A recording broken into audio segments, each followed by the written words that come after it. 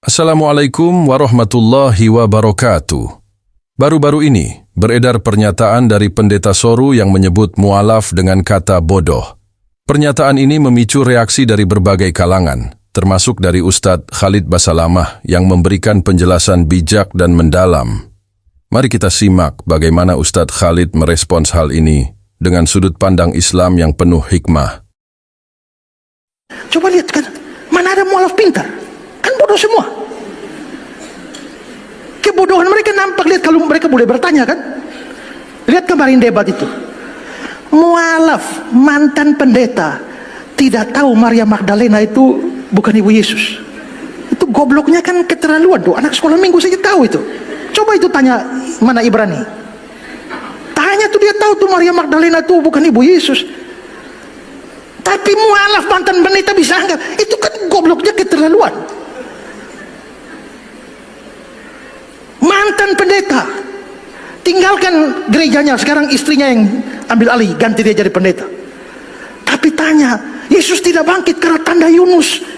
Yunus tidak mati, berarti Yesus tidak mati. Orang yang masuk dalam agama Islam ini, teman-teman sekalian, adalah orang-orang yang pintar. Ada orang bodoh masuk Islam, ada. Tapi kita melihat sisi yang lain, bahwasanya rata-rata yang masuk ke agama Islam ini orang-orang pintar, dan kita punya fakta sejarah. Sekali lagi, ini fakta lapangan, ini bukan dikarang-karang, bukti. Dan subhanallah, yang tinggalkan agama Islam ini rata-rata orang bodoh. Kalau sedikit saja dia punya iman, sedikit saja dia belajar Islam, tidak mau tinggalin agama Islam sampai mati. Walaupun tidak sholat, siap bela agama Islam.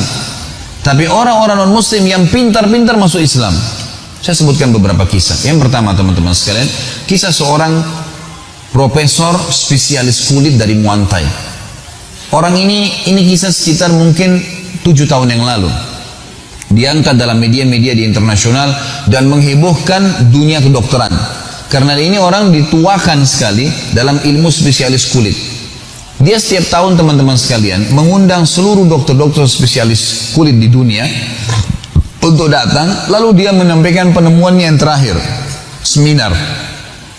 Pada 7 tahun yang lalu ini, dia sempat mengundang 2 orang dokter muslim spesialis kulit dari Mesir. Salah satunya, dokter muslim ini sering ikut pengajian para ulama di Mesir. Jadi dia selain dokter, juga dia alim, dia tahu ilmu-ilmu agama.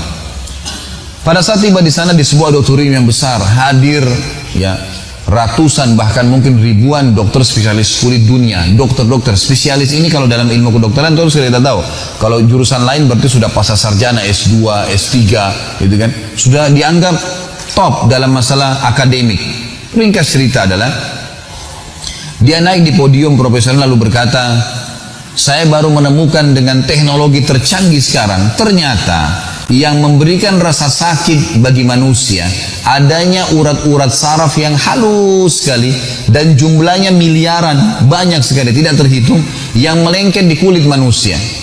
Kalau urat saraf ini bisa ditaklukkan dengan obat-obat bius misalnya, maka akan membuat bedah itu lebih mudah. Dan juga sama, kalau urat saraf ini sudah hilang fungsinya secara alami, mungkin karena kecelakaan, seperti orang kena luka bakar dan kulitnya kena luka bakar misalnya, dan terbakar kulitnya berikut urat-urat saraf itu, tinggal langsung ke dagingnya, maka tidak akan merasa sakit kalau dagingnya dibedah. Datangkanlah contoh, ada orang dinaikkan di atas panggung, kena luka bakar di tangan kanannya, lalu kemudian memang dipastikan kulit dan urat saraf di kulitnya sudah terbakar. Diambil pisau bedah, diiris dagingnya, orang itu nggak rasa sakit. Orang semua satu auditorium bersorak-sorak, ini luar biasa, penemuan yang luar biasa secara ilmiah dengan teknologi canggih yang sekarang. Ternyata satu orang dokter muslim dari Mesir tadi angkat tangan, maaf profesor, kalau itu penemuan Anda yang tercanggih, saya ingin mempertemukan antara penemuan Anda ini dengan Al-Quran, dan saya pastikan Al-Quran sudah menceritakan 1400 tahun yang lalu. Kaget dia, di depan orang semua hadir, ribuan orang, banyak yang hadir nih. Kata si profesornya, mana buktinya? Dokter muslim ngambil Quran terjemahan bahasa Inggris, dibuka surah ya, An-Nisa ayat 56. An-Nisa 56, teman-teman sekalian, menceritakan tentang masalah ahli neraka. Salah satu cara penyiksaan di api neraka, bunyinya a'udzubillahi minasyaitonirrajim, di antara potongan ayatnya, kullama nadijat juluduhum badalnahum juludan ghairan liyadhuqul adzab. Setiap kali penghuni neraka kulit mereka sudah terbakar, kata Allah, kami ganti dengan kulit yang baru agar mereka merasakan rasa sakit yang baru. Artinya ayat ini menjelaskan memang rasa sakit di manusia itu adalah di kulitnya. Jadi Allah tidak butuh membakar di neraka orang sampai tulang-tulangnya, enggak, kulitnya aja. Jadi begitu sudah terbakar kulitnya sudah selesai, diganti kulit yang baru. Jadi ayat ini betul-betul menjelaskan penemuan si profesor tadi. Sambil profesor tersebut baca terjemahan bahasa Inggris, netesin air mata. Dan di atas podiumnya dia mengatakan, teman-teman sekalian, tuntun saya ke agama Anda karena ini bukan buatan manusia. Gak mungkin, ini penemuan tercanggih dan berbulan-bulan diadakan penelitian untuk mengetahui proses tersebut. Tapi Al-Quran sudah menceritakannya, teman-teman. Akhirnya dia syahadat di depan para ilmuwan. Contoh yang lain, masuk Islamnya seorang anak muda di di Inggris. Jadi ada seorang syekh dari Saudi datang, kemudian diterjemahkan dalam bahasa Inggris di satu masjid. Gitu. Selesai ceramah tentang Islam, kemudian Islam, gitu kan, mengajak orang untuk menyebarkan Islam. Lalu kemudian ada satu anak muda asli Inggris datang, kemudian berkata kepada syekhnya, "Syekh, ini teman saya, orang Inggris asli, teman saya di sekolah, mau masuk Islam, tapi masih ada dua hal yang mengganjal di dirinya. Bisa nggak dia bertanya?" Kata syekhnya, "Silakan, boleh bertanya." Maka anak muda ini pun bertanya. Syekhnya kebetulan belum bisa bahasa Inggris, lalu kemudian diterjemahkan, gitu kan. Kata anak muda ini, "Kenapa kalian umat Islam melarang perempuan kalian salaman sama semua perempuan? Kenapa nggak boleh salaman sama semua perempuan?" Gitu kan. Sementara kami bebas mau salaman sama siapa saja. Dan kita tahu memang dalam Islam, maaf ini sekalian saya jelaskan hukumnya, keluar sedikit dari kisah ini. Dalam Islam, maaf Bapak Ibu sekalian, tidak boleh salaman sama sembarangan orang kecuali mahram, gitu kan. Kata Nabi SAW, "La yuta'ananna ahadukum bimikhyatin min hadid khairun lahu min an tamassu yadi imra'atun la tahillullah." Seseorang dari kalian ditusuk dengan besi yang tajam jauh lebih mulia daripada dia, jauh lebih ringan bagi dia dibandingkan dia menyentuh tangan wanita yang tidak halal buat dia. Kata Nabi SAW, "Inni la usafihun nisa." Saya tidak pernah menyalami wanita. Memang sudah begitu hukum Islamnya. Jadi kita memang tegur, sapa, salam, iya biasa. Apa kabar, baik, butuh bantuan, boleh dalam Islam. Tapi salaman memang dilarang, gitu kan? Sama halnya tidak boleh memandang hal-hal yang haram. Jadi dia mengatakan, kenapa kalian dalam Islam tidak membolehkan wanita kalian salaman sama semua orang? Kenapa nggak seperti wanita kami? Ini syubhat, ya, hal-hal yang diragukan oleh mereka. Maka syekhnya bertanya, "Kau warga negara apa?" Dia bilang Inggris. "Siapa ratu kamu di Inggris ini?" Kata dia, "Elizabeth." Kata syekhnya, "Kau bisa salaman sama Elizabeth?" Kata dia bilang, "Tidak bisa." "Kenapa tidak bisa?" Kata syekhnya. Dia bilang, "Karena itu ratu, tidak sembarangan orang salaman dengan dia." Kata syekhnya, "Semua wanita muslimah seperti Elizabeth, ratu, nggak boleh sembarangan orang salaman." Jadi memang ada tujuan syariat ini, bukan main-main, gitu kan. Lalu yang kedua, dia bilang, "Kenapa kalian menyuruh wanita kalian tutup aurat? Kenapa harus taruh jilbab dari kepala sampai kain, bahkan ada yang pakai cadar? Kenapa nggak seperti perempuan kami, mau pakai baju, nggak pakai baju, terserah. Gitu. Kenapa harus begitu?" Gitu. Syekhnya lalu mengeluarkan dua buah permen dari kantongnya, satu dibuka bungkusnya, satu dibiarin terbungkus, digeletakin di lantai masjid. Kata syekhnya, "Kalau saya suruh pilih kamu permen ini, yang mana kau pilih?" Kata si Nasrani itu, "Yang terbungkus." Kata syekh, "Kenapa kau nggak ambil yang sudah terbuka? Gampang, tinggal ambil, caplok dalam mulut, selesai."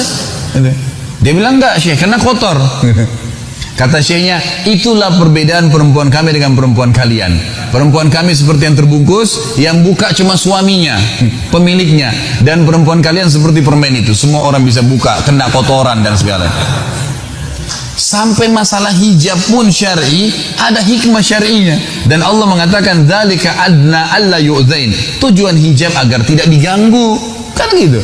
Sampai ulama mengatakan kalau ada wanita tutup auratnya, tertutup semua, pakai jilbab besar, apalagi kalau pakai cadar, kira-kira kalau lewat di depan preman-preman, apanya yang bisa menggoda mereka?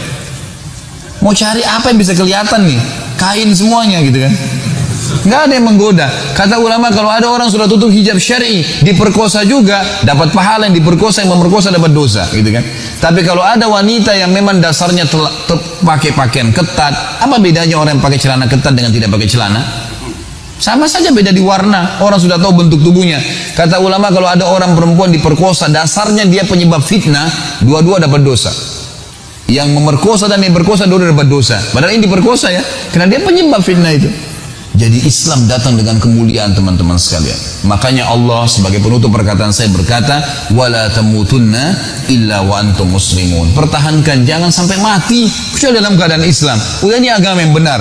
Dan sudah panjang lebar saya jelaskan dari definisi sampai bukti-bukti sejarah, sampai akhirnya kita buktikan dengan banyaknya orang-orang pintar yang menganut agama Islam ini. Maka bersyukurlah kepada Allah karena Anda lahir dalam keadaan Islam atau Anda mendapatkan hidayah setelah Anda dewasa. Allahu a'lam. Perbedaan keyakinan seharusnya tidak menjadi alasan untuk saling merendahkan. Penjelasan dari Ustadz Khalid Basalamah mengingatkan kita pentingnya bersikap bijak, santun, dan adil dalam berdakwah maupun berdialog. Semoga kita semua bisa mengambil pelajaran dan menjaga lisan serta hati dalam menyampaikan kebenaran. Terima kasih telah menyimak. Sampai jumpa di video selanjutnya. Wassalamualaikum warahmatullahi wabarakatuh.